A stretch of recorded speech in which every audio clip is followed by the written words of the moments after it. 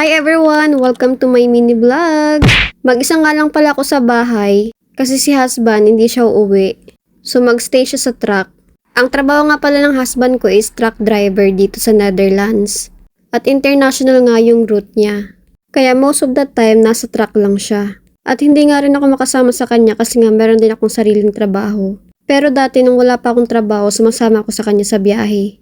Kasi inaalaw naman sa company na pwedeng isama yung mga partner nila. So dati yung route na pinupuntahan namin is from Netherlands to Germany, Belgium, Luxembourg, France, and Switzerland. At para na nga din kaming namamasyal at libre pa yung pamasahe. O saan ka pa? Sinisilduhan ka na plus nakapaggala ka pa.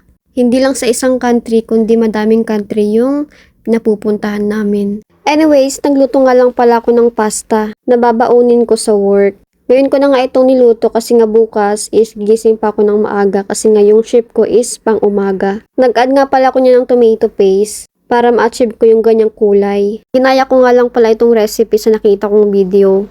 Kasi normally yung pagluto ko ng pasta is ano lang talaga yung white sauce. Naglagay nga lang pala ako ng cheese para naman naging creamy siya. Okay na nga to kaya tinanggal ko na. Medyo naparami nga yung pagluto ko pero okay lang kasi nga yung iba ilalagay ko na lang sa ref kasi nga mag-isa lang naman ako dito sa bahay. And that's it for today guys. Thank you for watching and don't forget to follow us. Bye bye!